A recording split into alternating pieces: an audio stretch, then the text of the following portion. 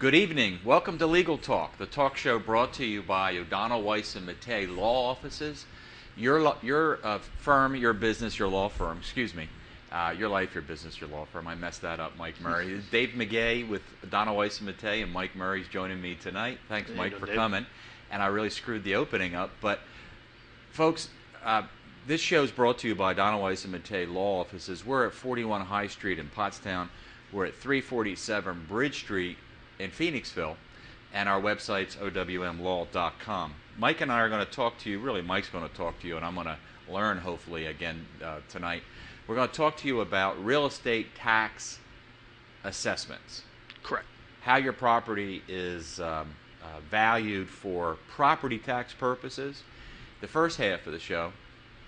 The second half of the show, then, we're going to talk about what we can do about your property tax assessment if you believe it's overassessed. In other words, if you think you're paying too much in property taxes in the Chester County, Montgomery County, Berks County area. I think we can focus on those three counties, can't we, Mike? That's correct. Okay.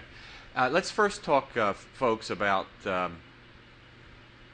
your tax bills and how to read those tax bills. And maybe we can go even back further. And Mike, with property taxes, generally we're talking about three different taxes. Am I right? That is correct. You're generally dealing with the your local municipal tax, Borough Pottstown, North Coventry Township. That is your local municipal tax. You are dealing with your school district tax, your Pottstown Area School District, O&J Roberts School District, Phoenixville Area School District, and then you're also dealing with your county tax, Montgomery County, Chester County, Berks County taxes. They are separately. You get separate tax bills for each of those taxing entities.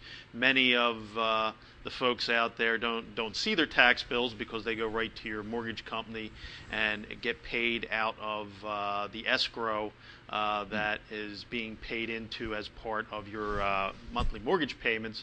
But it is really important for you to get copies of your tax bills.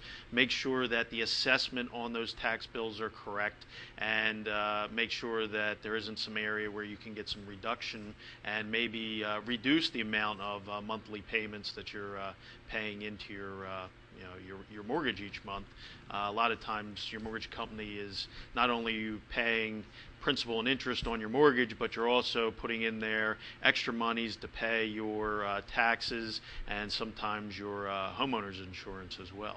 You bring up a good point about the mortgage paying the taxes, because if I'm getting my tax bill in the mail, I can look at it, I can hold it in my hand. But if it's being my taxes are being escrowed with the lender, mortgage lender, and they're being paid by the mortgage lender, I'm not seeing it, so it kind of runs on autopilot, and I'm not even really thinking too much about my property taxes. But Mike, our viewers can go online, I would think, to the Tax Claim Bureau or each of the county's tax portions of the county website and get a feel for what my property is being taxed or assessed. Well, let's back up that. You should always get a copy of your tax bill. A lot of times the law has changed in the last 10 years, and the tax bill is required to go to the taxpayer. It's all right that a duplicate copy of that tax bill go to your mortgage company, but your actual tax bill should go to you, from each of those every year, to give you the opportunity to see what you're being assessed at, what the millage rates are, and what your taxes are. Sometimes they take the easy route out and just and because you have the same tax collectors in office for the last 25 years, just if nobody's asked for it, they just only send it to the mortgage company. But really, the law requires that the bill go to the taxpayer. So the message here is, if you're not getting 3 tax bills a year, the county and the township or the borough in January of every year, the school in July of every year, if you're not getting 3 tax bills, you need to call your tax collector and get a copy of it, was what you're saying. That is correct. Okay, good. Well, let's talk about how to read those tax bills, those property tax bills, other than opening them up and say, wow, am I really being taxed this much, closing it and throwing it back on your desk. How do you read those tax bills, Mike? What do they mean? Well, that is a good way to look at it, Dave. I mean, a lot of things that we hear from individuals who who want to appeal their assessment. They initially call saying, "Hey, my taxes are really high. I want to appeal my taxes. I heard John down the street is paying significantly less in taxes than I am, has a similar house. I want to appeal my taxes." Well, the first point that I need to start off to tell the individuals is there really isn't an avenue in which to challenge the tax that you're paying on your tax bills. That is really a legislative enactment by the taxing authorities. They look at their budgets. They anticipate how much they're going to need to cover their budgets for that year, and then they increase or decrease what is called the millage rate to compensate for the monies that they're going to need for that tax year. That millage rate is then applied to what is the value on your property that they call the assessment, the assessed value of your property. On your tax bill, there's a value on that property and assessment on your property. Depending on what county you're in, it may say it be broken down as much as this is the land value, this is the building value, and then there's a total value upon which the millage rates are multiplied to give you the tax you're going to owe to each of those taxing districts. Now that assessment, a lot of people look at that and see that that number is significantly less than what they think their property is worth. And if you know what your assessment is and know that it's multiplied the millage rate, you may be inclined not to do anything about it because, wow, this is significantly less than what my property is worth. I better not say anything because my taxes will go up. That's a good point, because if my house is worth, say, $200,000, regardless of what county I'm in, the assessment might be $125,000. Correct. I'm thinking, oh wow, I'm only being taxed as if my property's worth $125,000. I better keep my mouth shut. Right. Write the check for the tax bill and send it on off. And that would be incorrect thinking. That'd be a big mistake. Yes, your assessed value, the county, there was countywide reassessments, and for ease of discussion here, I'll say at approximately 1996, each of the counties did countywide reassessments to establish what the value of the properties in the county, each of the properties in the county was. So the value you're looking at on your tax bill is what your property would have been worth in 1996, not the current fair market value. Oh, okay. So, and then every time a new property comes online, there's a formula that the current market value of your property is multiplied to get the assessment to kind of extrapolate what it would have been worth in 1996. Okay. And then is there a number? Okay, well then if I'm looking at my bill and I see that tax assessment, roughly that's what my property was worth in, would you say, 96? Correct. But they're not taxing me on that value today. Well, yes, they are. Oh. Yes, they're taxing you. Your assessment should equal approximately what it was in 1996. Okay. The formula changes each year to try to get that value to what it was worth in 1996, and that millage rate is multiplied against what the county assumes your property was worth in 1996. So that's the assessed value. And today, what we're giving you today, because the new numbers have not come out yet, but the multiplier is the common level ratio. So the state tax equalization board each year comes out for each county a different common level ratio that it looks at the values of how properties increased, decreased over well, you think it was over the last year, but it's really not. They're kind of behind in their information. That's information that's from about 2 or 3 years ago, so they're a little behind.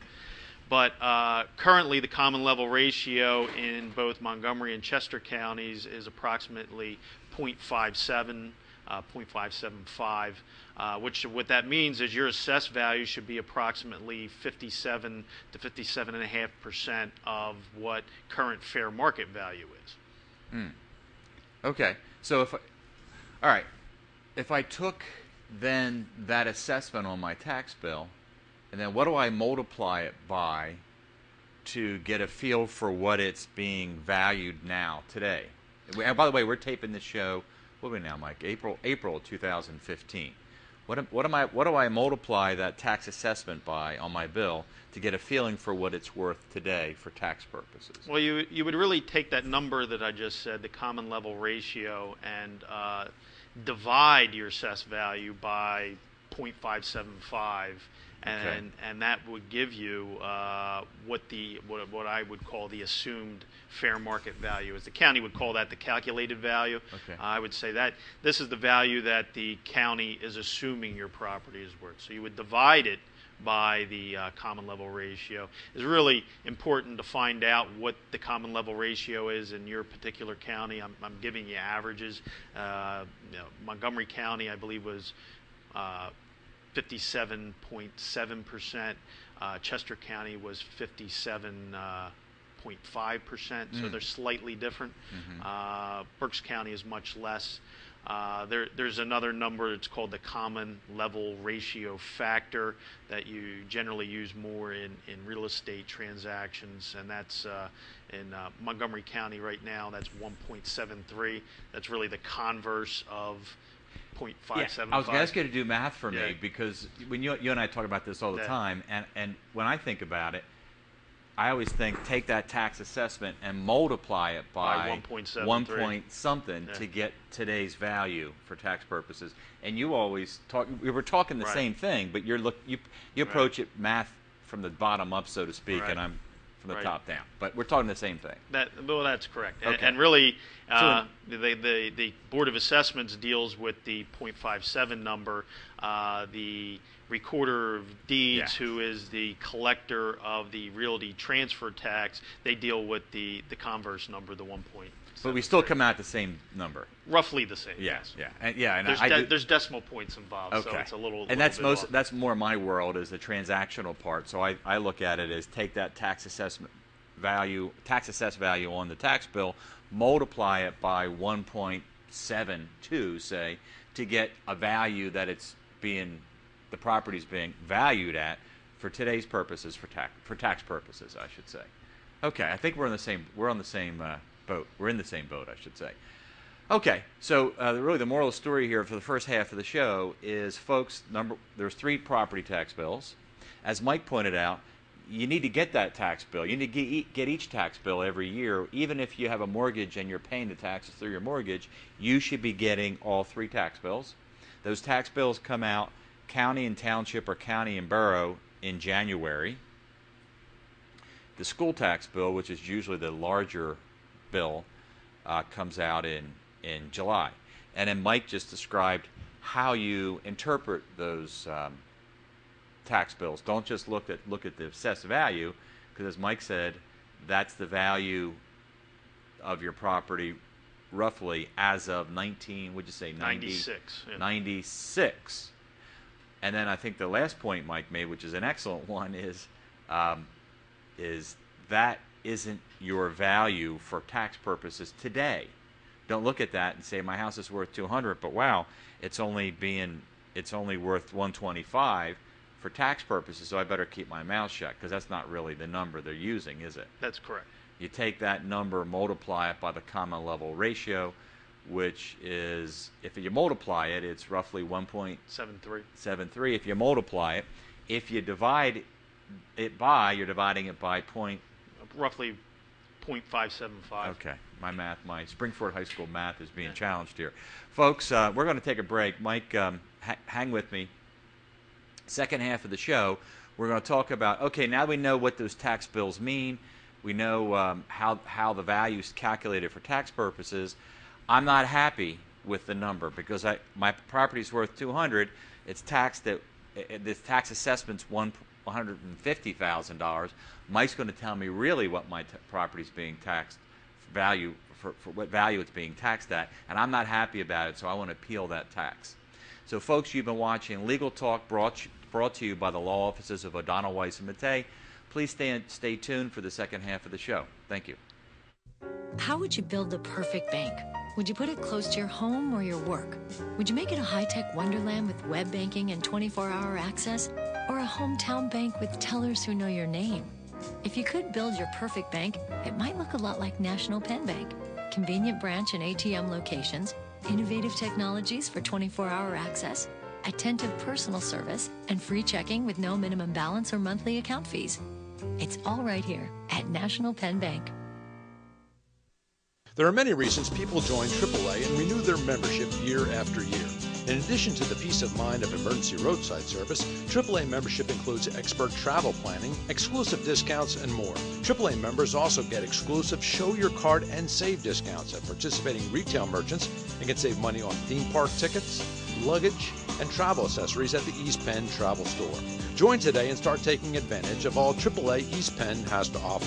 And visit us on the web at www.aaa.com. Good evening and welcome back to Legal Talk, the talk show brought to you by O'Donnell, Weiss and Metay Law Offices. Your life, your business, your law firm. I did a much better job of opening the second half as I did the first, Mike. I'm David Megay, one of the attorneys with the firm, and I'm joined by Mike Murray, another attorney with the firm. And if you're just joining in, tonight we're talking about property taxes. Wow, that's exciting. But it is, when you start writing those checks, it gets to be real exciting for you folks. We're talking about property taxes, county, township, and school. We're talking about how your home or commercial property, if you own a commercial property, is valued for property tax purposes, how your property taxes are calculated. That's what we took care of the first half of the show. Second half of the show, we're going to talk about, I'm not happy with that number, Mike. What do I do about it? When do I have to do anything about it? How do I do anything about it? So let's first talk, Mike, about when can I do something about my property taxes? We're taping this show, folks, in April 2015, and I just watched the show, and I just read my county, township, and school property taxes, and I don't like what I see based upon Attorney Mike Murray's calculations. When do I have to do anything about it? Mike, give us some dates. Well, folks, write these down. Yeah, let's start. You should think about it whenever it comes to your mind. It's a good time to think about it, and you know, I often appreciate when clients call me well in advance, able to pull their information up for them, do a preliminary analysis for them, and tell them to get ready for the filing deadlines. So the next thing we talk about are what are the filing deadlines.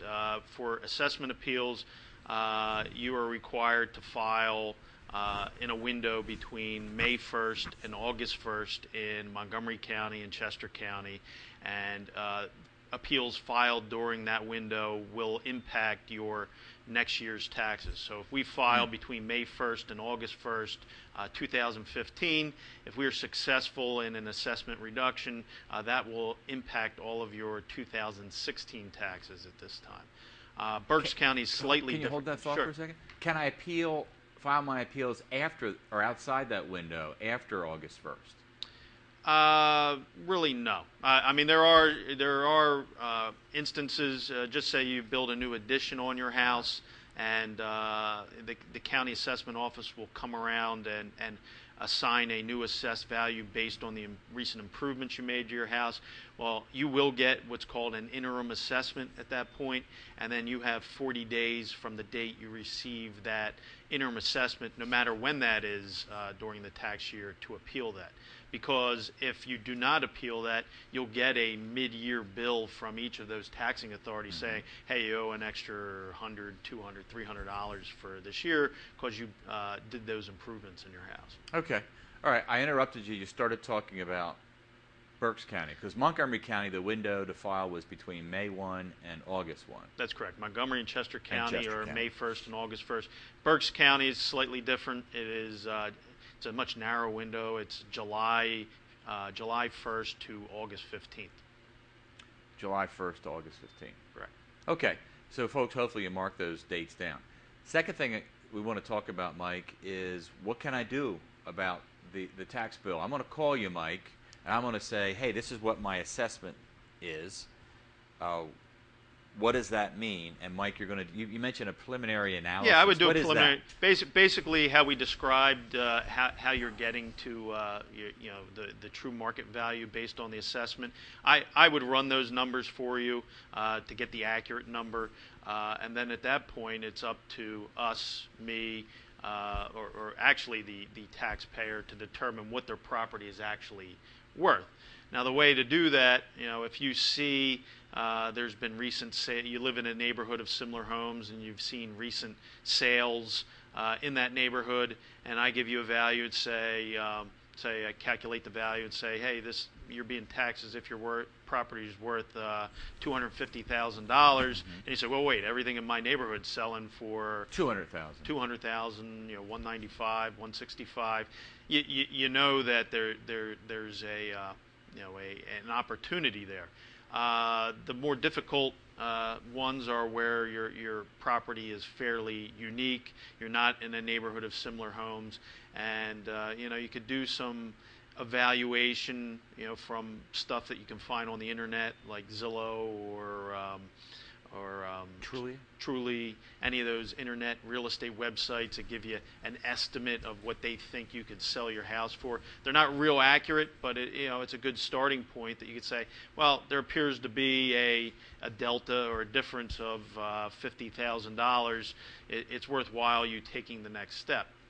The next step then would be to engage a real estate appraiser to come in and give us an accurate value of what your property is worth. But Mike, my brother is a realtor in Collegeville, and he'll just take care of it for me. Yeah, but 10 years ago, you might have been able to get away with that. With the amount of assessment appeals that have been filed in the last decade, the county Board of Assessments have been getting more difficult. And unless you truly can establish what an accurate fair market value is for your property, that you're almost wasting your time going down to the Board of Assessments with an appeal, because they'll kick you out of there because you have not established what the fair market value is for your property. Typically, what your brother-in-law can do for you is pull off some comparative sales, which is typically part of an appraisal. Basically, that is similar properties that are similar to you that have sold within the last 6 months, and you could show that these properties sold for this value, that value. But it doesn't take the next step. It doesn't take the values of those properties and then do adjustments on your property to establish what the true fair market value is for you. And the adjustments would be things that are particularly unique to my property. I have a new kitchen. Those 3 properties that sold have old kitchens. Right, size of your yard, square footage. Do you have a 1-car, 2-car, 3-car garage? Okay. Is your basement finished? Do you have granite countertops? Do you have hardwood floors? What's the school district you're in? All those type of things impact the value of your property. Do you have a patio? Do you have a deck? All those things impact what the value of your property is in relation to those comparable sales that a realtor could pull for you. But just by pulling those comparative sales, you're not establishing what the true fair market value is for your property. So you really need to engage a formal real estate appraiser. That is correct. And that's something you can help them do. You know a number of appraisers. You do business with a number of appraisers? Well, we do business with a number of appraisers. If you know an appraiser, it's fine to use the appraiser. I often suggest, if you've recently refinanced, to go back to the appraiser that did the appraisal on your refinance and see if they would update that appraisal for assessment purposes to a more current date. The appraisal, in today's world, the appraisal actually specifically needs to say it was done for assessment appeal purposes. Oh, does it? Yeah, recently the Board of Assessments have blown out appraisals done for financing purposes. Mm-hmm. You'd say, wait, my property's worth what it's worth.